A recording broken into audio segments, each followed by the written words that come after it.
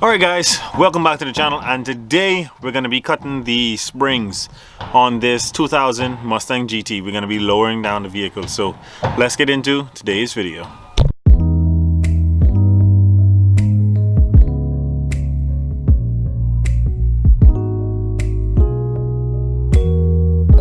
Alright, so you might be asking yourself, why would you want to cut the springs on your vehicle?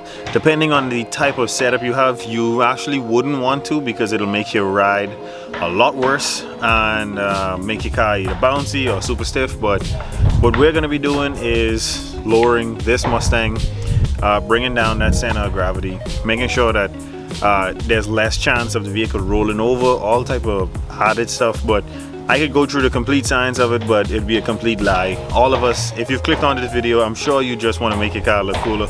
The lower your car is, the more stance it is, the more race car or drift car, or it'll look more like a race car. So that's what we're going to do today. I'm going to pop out the springs on the front here. We're going to be cutting off, I believe, 1.5 coils off of the top, and then we're going to be reinstalling them. We're going to do the same thing in the rear, but I think we're going to cut a little less off of the rear, and then we're going to drop it down and see how it looks. Alright, so this is my front right wheel, or where it's supposed to be. So I already have my shock disconnected, brakes just hanging there. I have my spindle out, and I left it out for this exact reason, because I wanted to get this spring out.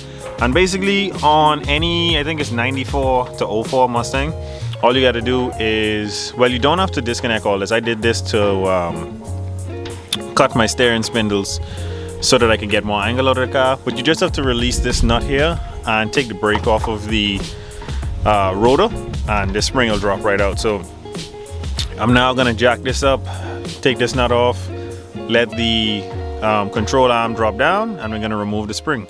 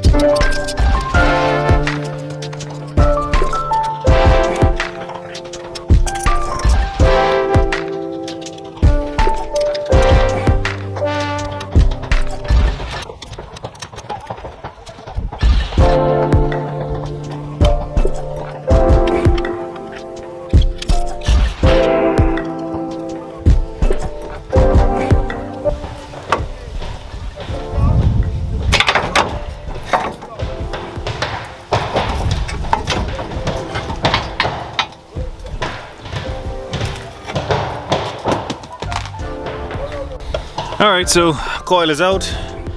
Definitely, if you're doing this on a Mustang, you do not want to cut this end. This flush end goes at the top. This bottom end, that's just like the end of a coil, that's the end you want to cut. So I'm going to be cutting, I think, 1.5. So I got to measure that out. This would be 1, and then a half would probably be like right here. So if this is 1, you'd cut there. A half would be right underneath that. So that's what I'm going to do with this one. I'm actually going to take out the other side coil, cut both of them, show you guys how to do it, and you just repeat the same thing for the back, and that's it. Super simple to do. So now we have the actual springs out on both sides. I know they look a bit rough. We're definitely going to be changing these sometime in the future, but for right now we're just going to cut them. And what I'm doing is, these are the two front ones, and I am going to mark them. So this here, that mark is one full coil, and if that is a full coil, at the bottom here would be 1.5, because this would be a full coil, that'd be second full one, third full one. So I want to cut off 1.5 coils in the front, so that's 1, and the half would be down here. So now that I've marked that one, I'm gonna come here, mark that, then mark that right there. So we should have the same ride height out of the 2 coils. So I'm gonna set the camera up now. We're gonna cut these, and I'm gonna put together the full front end of the car, drop it down, take the springs out of the rear, cut those, install them, and then I'll show you guys exactly how it looks.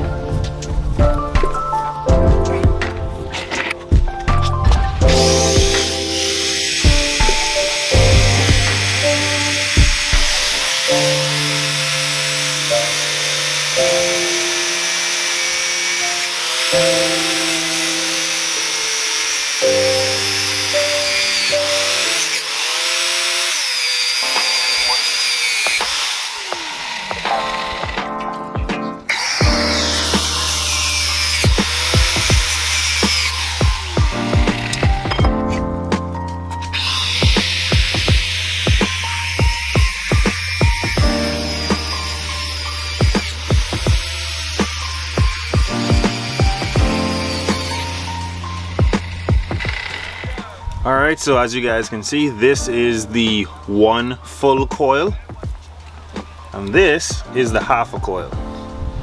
So I took out 1.5 coils. So I'm just going to repeat this process on the next spring, and then we will move to assembling the full front end, dropping it down, and then we will move to cutting the rear springs.